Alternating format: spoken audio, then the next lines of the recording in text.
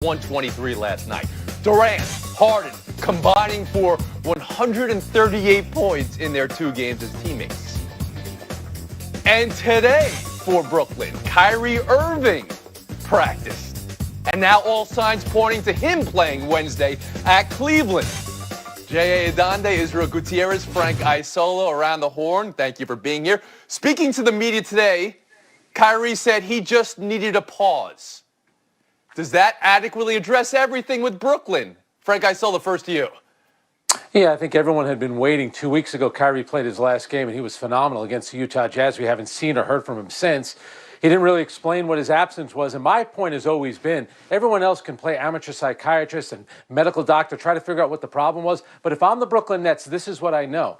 I have James Harden and Kevin Durant on my team. Kyrie is here right now. How long will he be here? How do I know that he's not just going to take 2 weeks off again? Maybe when the playoffs roll around. So if I'm Steve Nash, great. He's here now. How long will he be here? I don't know. That's the way I have to proceed, thinking that Kyrie Irving may leave at any point. Israel Gutierrez, when you hear Kyrie say, I just needed a pause, is that enough for you? Well, when he was asked to expand on that, he essentially said, I've told the people who need to know the details they need to know. So, as long as that is true, and as long as that is the case, and maybe Frank, Kevin Durant, and his teammates James Harden and his coach Steve Nash, maybe they do feel confident that he will return for a long period of time. Maybe they do know more details about personal family situation that kept him out. And as long as, they're not condemning him on the way back, then I think we can see that there's clearly some reason why he was gone. I just think it's a matter of communication. And when it comes to us in the media, or when it comes to the fan base, there's an expectation of that communication. And while I understand there are different reasons, Kyrie hasn't really explained why. When he says something like, I want my actions to, I want to be judged by my actions, and I want them to speak for themselves, they're not speaking for themselves. They might need you to help out just a little bit. J.A. Adande. Well, Israel, the question then becomes, is what is best for Kyrie Irving also what is best for the Nets? And I'm not so sure those two things are aligned right now. And I want to see Kyrie do whatever he needs to do to make himself healthy and happy. That's the #1 priority for him. As for the Nets, the good news is what they showed last night is they're not really dependent on Kyrie Irving if they get that type of performance from Harden and from Durant, and I don't see any reason to expect why they can't. And if they can get anything resembling what they got from Jeff Green and Joe Harris, who made 9 of their 16 three-pointers last night, again, you can't count on that every night, but if you can get something close to that from them, then they're good. What we saw last night, I said it was 138 combined points in their first 2 games as teammates for Durant and Harden. That's one off the all-time record, which is held by Wilt and an empty chair. Because Wilt had 139 himself in his first 2 games. York Larisse was the teammate that has the other previous record. So, Frank, what are we talking about here with these two, and just make it these two, on the court at one time? What do you see in their growth from where they were 10 years ago at OKC? Oh, come on. I mean, they know how to play together. They're both extremely talented. Remember, too, they beat the Milwaukee Bucks. That's a terrific team. Durant has been at an all-star, an MVP level since he's played this season. When you look at James Harden play, he looks like somebody's uncle who's showing up at the park, about 45 years old, a little out of shape, and he goes out there and he dominates everybody. Wait until he gets his fitness and it improves, because he is going to be off the charts. He is such a terrific player, both scoring the ball, passing the ball, and I'll tell you what, they're going to be you said to me last week, say they're the best team in the East. Tony, they're the best team in the East. Well, you didn't say it last week. You paused. You needed to see it, and you saw it with your own eyes, and that's fun. Israel Gutierrez, is that what you saw? Well, it's funny. If you think of James Harden's teammates or groups of teammates in the past, think of the comfort level he had when he was with Kevin Durant and Russell Westbrook, being able to be the 6th man, having those guys around him and just being able to play his role. And then he goes to Houston and flourishes, right, and becomes this main attraction. His teammates weren't great. Dwight Howard, Chris Paul, by the end of it, were at each other's throats. And, last year with Russell Westbrook, by the time it was done, they were just experimenting too much with the roster. He goes back a better player and still has that comfort level of, I'm teammates with that guy, and soon with Kyrie Irving as well. He can just play relaxed and free. It's not all on him to create everything in the offense here. But you're not saying they're the best team in the East, early on, or you are. I'm not hearing the words. Let me hear the music. Come on. Come on. I am not ready to say they're the best team in the East yet. Not yet. J.A., how about you? Tony, how about we can say Kevin Durant is the best player in the East? He's like a scientist in the laboratory out there right now, doing whatever he wants, experimenting, making floaters off the wrong foot in the lane, still going in. So he's dominating. He was the best player on the court last night with the two-time MVP Giannis Antetokounmpo out there. So it's amazing. We're not giving enough attention to this story. Kevin Durant coming back from this Achilles tear, dominating, playing better than ever. It's been very good to see, actually, someone come back from the Achilles like he has, because we weren't so sure about that. You kind of forget that. We weren't sure. We're going to move on now from Brooklyn to Queens and the Mets story. And I want to say this is a Mets story, but this is also a story about this business and so much more. The report from Jeff Passan and Mina Kimes yesterday, leading to the immediate firing of Mets GM and Jared Porter today for sexual harassment in the workplace. Porter sent graphic, uninvited text messages and images, allegedly, to a reporter in 2016 when he was working for the Cubs. The reporter, who had decided to be unnamed, did not come forward for 3 years out of fear for her job and repercussions in this business. She's coming forward now because she has left the business. And that's terrible and so damning of this business in which we've made our careers. And I want to talk to you now specifically about the details in this story, because sometimes the details are left out because they're uncomfortable. But let's go ahead and give the details here. This was one conversation in an elevator between two professionals in the business. One meeting about international prospects, which led to an exchange of business cards. 62 consecutive unresponded text messages, including, "You're beautiful, you're gorgeous, do you have a boyfriend, meet me in a hotel, am I annoying you?" Then dozens of images, an image of a bulging crotch, and then an image of a naked, erect penis. Now, this is a story about harassment. This is a story about the power dynamic between men and women in the business place, and also a power dynamic between a native speaker and a foreign speaker, as Mina Kimes has instructed me in her research here. First to you, Jay Adonde, and I ask you as a professor of journalism at Northwestern's Medill and also as a reporter, what do we have here? Well, Tony, as you alluded to earlier, it's really not necessarily a Cubs or a Mets issue. This is a Major League Baseball problem, and this should be addressed at the highest level, in the office of commissioner. Particularly, people were wondering, what are the Mets going to do? Well, it didn't even happen on their account. But what is baseball going to do to make it clear that there is no place throughout the entire sport for this type of behavior? What type of protocols are they going to establish? And one of the alarming things of this story was that a Cubs employee became aware of this when it was going on and talked to both of the parties involved, but didn't report it to anybody, didn't turn this in. So that's one thing I've learned teaching at universities, is there are protocols that need to be established and followed to report and to prevent this type of harassment going on. What is baseball going to do about it? This is an industry problem. That's the highest level we can do. It's a society problem. It's a global problem. Apparently, the woman doesn't feel comfortable to this day speaking out because of the blowback she would get in her home country and the negative connotations they would have, even though she was the victim. So there are global problems, but at the highest level that's responsible here, which is the office of the commissioner, they need to do something about this throughout the sport. Well, the first thing that came to mind, Tony, and you mentioned this just a second ago that Mina mentioned, is that it was a foreign reporter, and I was sort of grossed out by the idea of taking advantage of somebody in a different country as well. But the other thing that came up to my head was just glad that it was exposed. And never mind that we can have a different discussion about just how fearful women have to be in these situations, as this being an example of her having the text receipts and still not exposing him until after she left the business shows you how fearful you have to be, or you are going to be in that situation. But mostly sort of good. Just expose the stupidity, expose the lack of morals for somebody who would know that there is a paper trail for this, and you still act this way. The more these stories get exposed, hopefully the more men, men in power, but men in general, remember to, hey, respect the other person, because you're going to get exposed for who you are. And now, now that we have the technology to do so, it's more and more likely to happen. Israel, you say that, and I appreciate you saying that.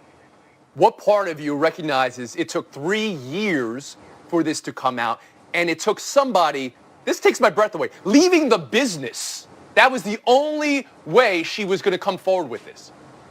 It tells you just how fearful, like I said, it tells you how fearful they are in these situations and how serious it is. A lot of these men take these situations way too flippantly. And look what we're talking about here. Somebody who held on to this to preserve her career when really she did not have to do that. And Frank Isola? I covered the Mets for 2 years, and when you're in a baseball clubhouse, when I was covering, it still kind of was an old boys club. I think that's changed a lot. I think even back then it was somewhat uncomfortable for guys, certainly for women, but I do think there have been some changes. I give the Mets a lot of credit right here for having a zero tolerance policy.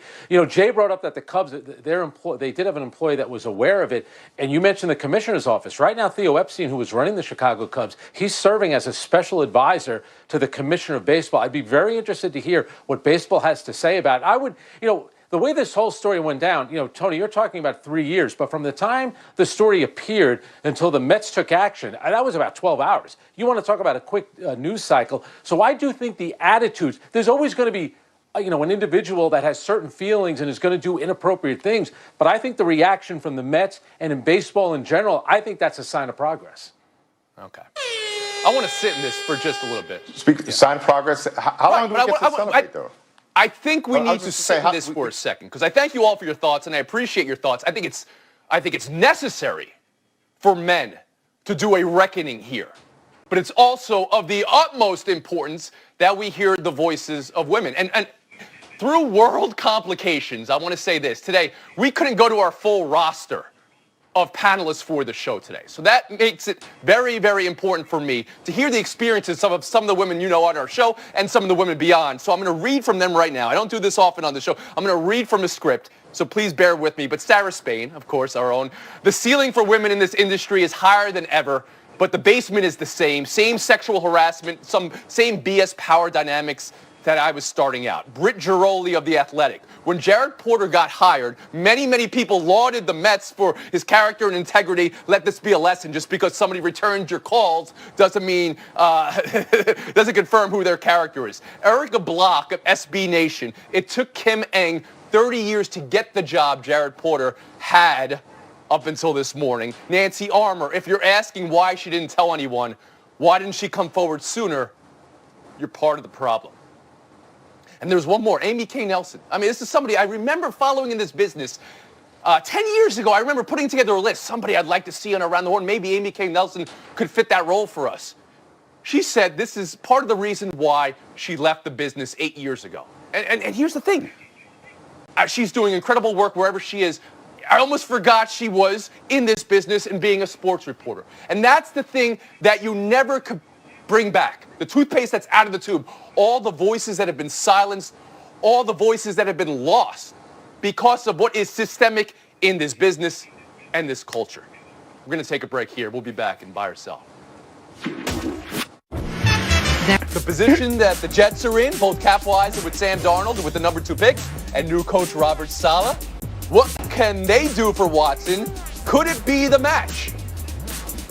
I think if you're the New York Jets and Sam Darnold has yet to prove himself like Deshaun Watson has, they have the salary cap space, they have the assets, you have to look into this. And I think that's an encouraging sign that he liked that back page of the New York Post. So if you're the Jets, do everything you can to bring in a franchise quarterback like Deshaun Watson. Absolutely. And what are we talking about here? The number 2 pick and then the first round pick the year after and the year after and maybe the year after? Ooh, I don't know about that because you still have to build a defense. There's still players that you need.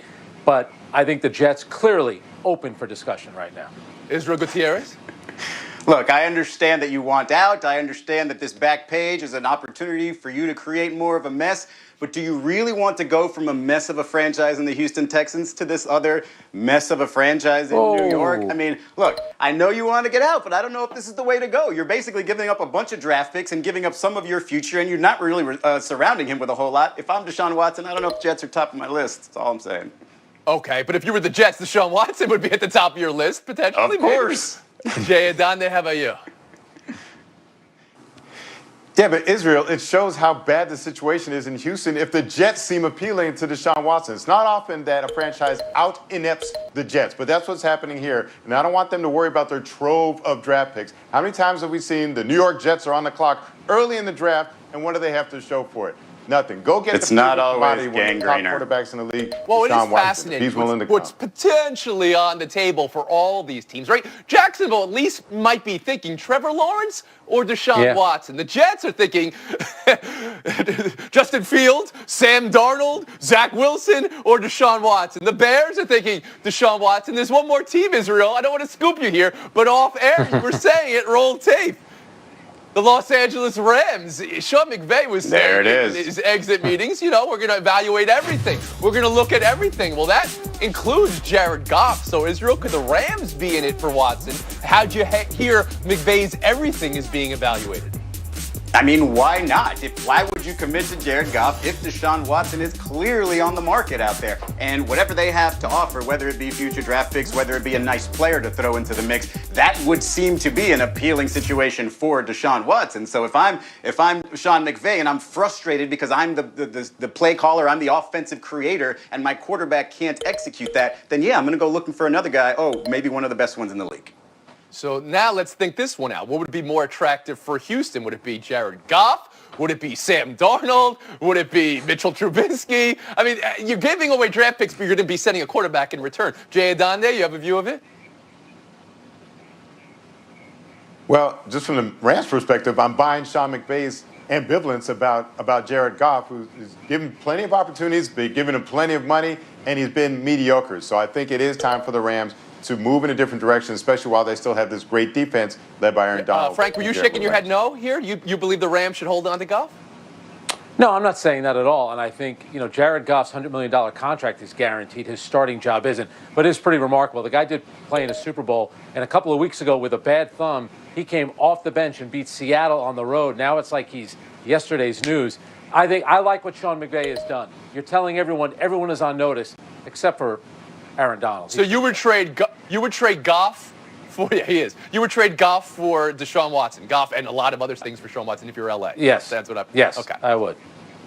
Justin Fields announced he was a pro. We mentioned him earlier, and my question to you, Jay, is after seeing him in the title game, after seeing him against Clemson the game before that, is he still looking like a top 2 or 3 pick?